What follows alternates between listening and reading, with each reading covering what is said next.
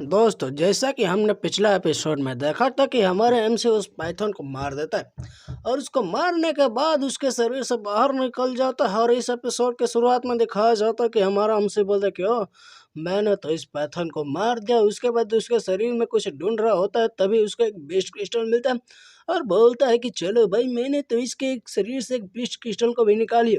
और ये जो बीस्ट क्रिस्टल है बहुत ही ज़्यादा एक्सट्रीमली रेयर ट्रेजर है। तभी उस बीस्ट क्रिस्टल को अपने शरीर में छुपाने लगता है और उसका बाद हमारा हमसे बोलता है कि ये जो पाइथन की पूरी बॉडी है, पूरी बॉडी ट्रेजर से भारी पड़ी है। तब मुझको इसके साथ क्या करना चाहिए? रुको रुको, सोचने दो। अभी जो पूरी बॉडी है, अब ये पूरी बॉडी मेरी हुई, लेकिन मुझे इधर उधर थोड़ा ढूंढने दो, क्योंकि इसकी पूरी बॉडी तो बहुत ज़्यादा बड़ी है। इसको मैं अपने साथ ऐसे ही नहीं ले जा सकता हूँ। मुझे एक ऐसा जगह ढूंढना होगा जहाँ पर मैं इसकी बॉडी को छुपा सकूं।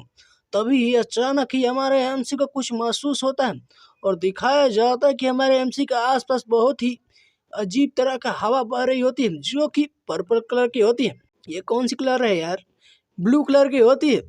ये देखने के बाद हमारे हमसे बोलते हैं, भाई ये सभी चीज़ें कहाँ है भाई? तभी दिखाया जाता है कि ये सभी चीज़ें एक गुफा से आ रही होती है। ये देखने के बाद हम हमसे बोलते हैं, ओ ये जो हवा है ये तो इस गुफा से आ रही है, और ये जो गुफा है, ये जो फ्लावर ऑफ पाइथन था, इसी की गुफा है। तभी हमारे एमसी के सामने एक आता है बहुत ही बड़ी परछाई, जिसे देखने के बाद तो एमसी की हालत ही खराब हो जाती है। और दिखाया जाता है कि एमसी के पीछे बहुत सारे गोरिल्ला होते हैं। ये देखने के बाद तो इसकी नानी याद आ जाती है। तभी वो गोरिल्ला हमारे एमसी पर अटैक कर देता है, लेकिन ये इससे डॉज कर लेता है और बोलता है कि ओ नो, ये तो थर्ड ऑर्डर का फिरोसियस बीस्ट, इसका ही ऐप है। तभी वो बीस्ट रोर करते हुए हमारे एमसी पर अटैक करने के लिए चले जाते हैं। यह देखने के बाद हमारा एमसी वहाँ से भागने लगता है और बोलता है कि ये जो स्काइप ऐप है, ये जो फ्लावर ऑफ पाइथन तो उसकी तरह तो पावरफुल नहीं है, लेकिन ये लोग हैं जो ग्रुप में अटैक करते हैं, इसलिए मुझे इन सभी से बचकर जाना होगा। ये लोग फ्लावर ऑफ पाइथन के क्रॉप से अट्रैक्ट हो चुके हैं। अब मुझे क्या करना चाहिए? क्या मैं ये गुफा के अंदर चला जाऊं? मेरे पास अब कोई भी चॉइस नहीं है, मुझे इस गुफा के अंदर ही जाना होगा। तो जैसा ही हमारा एमसी वहां से आगे बढ़ता है, उसी जगह पर आके एक अटैक गिरता है, लेकिन हमारा एमसी बचते हुए बहुत ही तेजी से उस गुफा के अंदर जाने लगता है। और ये जो होता है गोरिल्ला, ये हमारे एमसी के ऊपर आगे होता है अटैक करने के लिए। लेकिन वो जो गोरिल्ला जैसा ही अटैक करता है, एमसी जंप करते हुए उस गुफा के अंदर चला जाता है। और दिखाया जाता है गुफा के एंट्रेंस पर एक बहुत ही बड़ा धमाका होता है, जिसके कारण ये जो गुफा की दीवारें होती हैं वो पत्थरों से ढक जाती हैं और गेट आने जाने का रास्ता पूरी तरह से बंद हो जाता है। और हमारा एमसी बड़ी सांस लेते हैं, बोलते कि ओह ये बहुत ही ज़्यादा क्लोज था, मैं इसको अवॉइड नहीं कर सकता था, लेकिन लकीली मैं तो बच गया रे बब्बा। तभी हमारे एमसी का कुछ होता है महसूस, और अचानक ही दिखाई देता है कि हमारा एमसी जिस जमीन पर बैठा होता है, उस जमीन का टाइल्स ही पूरी तरह से टूट जाती है और हमारा एमसी जमीन का नीचे गिरने लगता है। और तभी दिखाया जाता है कि हमारा एमसी जमीन पर आकर गिर जाता है। तभी उसके थोड़े पर आकर गिरता है पानी की बूंद, तो खुल जाती है इसकी नींद और बोलती है, क्या क्या मैं अभी मरा नहीं हूँ? ये मेरे साथ क्या हो रहा है बच्चा? तभी दिखाया जाता है कि हमारा एमसी एक खोपड़ी पर अपने हाथ को रख देता है और देखकर बहुत ज़्यादा डर जाता है। बोलता है, क्या ये तो इंसान की हड्डियां है? अब यहाँ पे इंसान की हड्डियां क्या कर रही हैं? और यहाँ पे एक ही हड्डी नहीं है, यहाँ पर तो बहुत सारी हड्डी है। तभी हमारा एमसी बहुत ज़्यादा डर जाता है और बोलता है कि यहाँ पर तो बहुत सारे लोगों की कंकालें पड़ी हुई हैं। तभी हमारे एमसी के आसपास बहुत सारे कंकालों को दिखाया जाता है, जिसे देखने के बाद तो ये चौंकते हुए बोलता है कि यहाँ पर तो बहुत सारे इंसानों की हड्डियाँ हैं। ये किस तरह का प्लेस है? क्या ये कोई बैटलफील्ड है? क्या यहाँ पर कोई पहले युद्ध उद्ध हुआ है कि ना हुआ है भाई? तभी जाकर हमारा एमसी एक स्वॉर्ड को उठाने लगता है और उस स्वॉर्ड को उठाते हुए अपने मन ही मन में सोचता है कि क्या ये कोई याओ ग्वांग होली लैंड तो नहीं है? और बताता है कि जी ये जो प्लेस है, इसे देखने से ऐसा लग रहा है कि ये याओ गुआंग होली लैंड का रेमिनेंट है। क्या यह कोई होली लैंड का रेमिनेंट है? तभी बताता है कि एंशियंट टाइम में लेजेंड का कहना है कि यहाँ पर 7th होली लैंड एग्जिस्ट करते थे, जहाँ पर टॉप 7 मार्शल फोर्सेस की उत्पत्ति हुई। उस समय होली लैंड पर बहुत ज़्यादा पावरफुल लोग रहा करते थे। उस समय को golden age of martial art भी कहा जाता है। लेकिन एक दिन ऐसा चीज हुआ, ऐसी अनहोनी हुई कि सभी चीजें तबाह हो गई। ये जो होली लैंड है पूरी तरह से गिर गया, सभी जगह नरसंहार हो गया। और ये क्या हुआ, कैसे हुआ, इस बारे में कोई नहीं जानता है।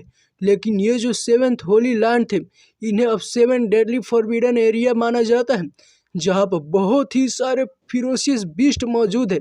यहाँ पर अगर कोई भी एक बार आ गया तुम, वो जिंदा नहीं जा पाएगा रे बचवा। तभी हमारा एमसी वहाँ से आगे जाने लगता है और तभी वो कुछ सामने देखते हुए बोलता है कि हालांकि ये जो फॉरबिडन एरिया बहुत ज़्यादा डेंजरस तो है, लेकिन लेजेंड का कहना है कि यहाँ पर बहुत सारे लेजेंड की लेगेसीज मौजूद है, जो कि लोगों को खोज रही कि आकर उनको लेगेसीज को उठाए, उनको लेगेसीज को अपनाए। लेकिन मुझे अभी इस बारे में बात नहीं करना चाहिए। मुझे पहले ये ध्यान देना चाहिए कि मैं इस खतरनाक जगह से बाहर कैसे निकलूं। तभी हमारे एमसी को सामने कुछ दिखाई देता है, जहाँ पर अगर वो सामने जाता है तो वहाँ पर बहुत सारे अर्थ वेन स्टोन मौजूद होते हैं। ये देखने के बाद तो हमारा एमसी बोलते क्या, मैं नहीं जानता था कि यहाँ पर इतने सारे अर्थ वेन स्टोन हैं।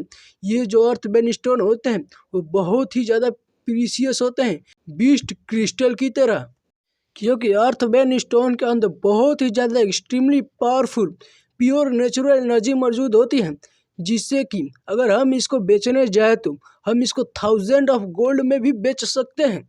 लेकिन ये जो अर्थ वेन स्टोन है, हम इसका यूज़ सिर्फ अपने कल्टीवेशन को बढ़ाने के लिए ही नहीं कर सकते हैं, बल्कि इसका यूज हम इम्प्रूव करने में कर सकते हैं। एल्केमी को और वेपन रिफाइनिंग को, इन सभी के क्वालिटी को भी इम्प्रूव करने में इन सभी चीज़ों का मदद ले सकते हैं। जो मार्शल आर्टिस्ट होते हैं, इन सभी चीज़ों को पाने के लिए वह अपने जीवन को भी खतरे में डाल देते हैं। तभी तुम समझ सकते हो कि ये जो अर्थ वेन स्टोन होता है ये कितना ज़्यादा पावरफुल होता है। तभी हमारे एमसी गहरी सांस लेते हुए बोलता है कि लेकिन क्या करे यार, मेरे पास कोई ऐसा स्पेस बैग नहीं है जिसमें कि मैं इन सभी चीज़ों को कैरी कर पाऊँ। चलो मुझे सबसे पहले यहाँ से बाहर निकलने का रास्ता को ढूंढना चाहिए। और हमारे एमसी के सामने ही दिखाई देता है एक रोशनी। ये देखने के बाद हमारे एमसी बोलते हैं भाई ये रोशनी कैसी आ रही है बाहर से, तो वहाँ पर चलो चलकर देखते हैं। तो तभी दिखाया जाता है हमारे एमसी के सामने बहुत सारे क्रिस्टल पड़े होते हैं। ये देखने के बाद हमारे एमसी बोलते हैं भाई ये सभी चीज़ें क्या है, और उन सभी क्रिस्टल के अंदर बहुत सारे इंसानों की लाशें रखी गई होती हैं। ये देखने के बाद तो हमारा एमसी बहुत ज़्यादा चौंक जाता है और बोलता है कि इन सभी लाशों को ऐसा रखा गया है जैसे कि ये कोई फ़ोटो वोटो है।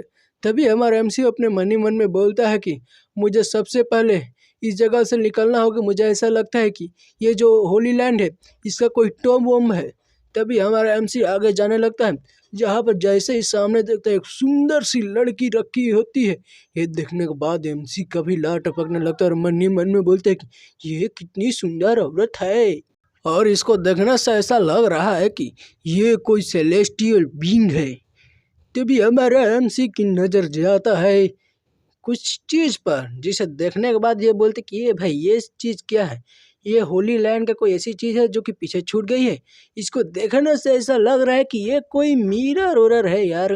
तो चलो इसको उठाकर देखते हैं कि आखिर ये चीज़ क्या है। लेकिन तभी जैसे ही हमसे उठाता है उसके अंदर खींचा चला जाता है, तो दिखाया जाता है कि वो धड़ाम से आकर नीचे गिरता है और बोलता है कि भाई मैं कहाँ हूँ। तभी कोई आवाज़ देता है कि हजारों साल बीत चुके हैं, फाइनली मुझे कोई मिल गया। तभी ये सुनने के बाद तो हमारे एमसी बोलते हैं कि आखिर तू है कौन बच्चा। तभी हमारे एमसी के पास एक और आवाज़ आती है कि जो कि हंसते हुए बोलते ही तुम कुछ समय इंतजार करो, मैं अभी तुमसे मिलने आ रही हूँ। तभी दिखाया जाता है कि वही लड़की हमारे एमसी के सामने आ जाती है, जिसे देखने के बाद तो एमसी और भी ज़्यादा चौंक जाता है और बोलता है कि ये लड़की तो वही लड़की है जो कि बाहर क्रिस्टल के अंदर मौजूद थी।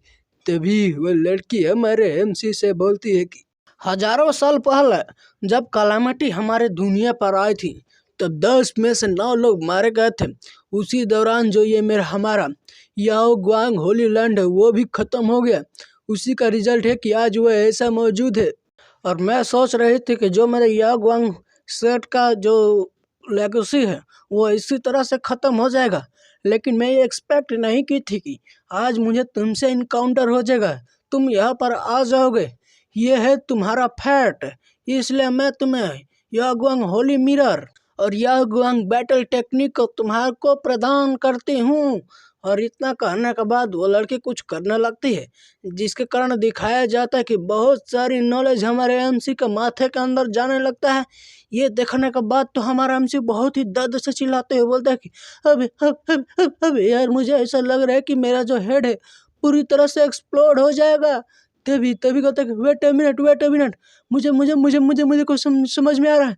मुझे ऐसा लग रहा है कि मेरे दिमाग में बहुत सारी नॉलेज आ रही है, बहुत ही ज़्यादा मात्रा में आ रही है। और इसी के साथ दोस्तों ये होता है चैप्टर खत्म। तब बताइएगा कि मैंने थोड़ा ऐसा ही मजाक मस्ती में अपने आवाज़ को थोड़ा ऐसा ही बोल दिया। अगर आपको पसंद आएगा तो मैं इसी आवाज़ में अगला वीडियो बनाऊंगा, नहीं तो हमारी पहले वाला तो है ही यार।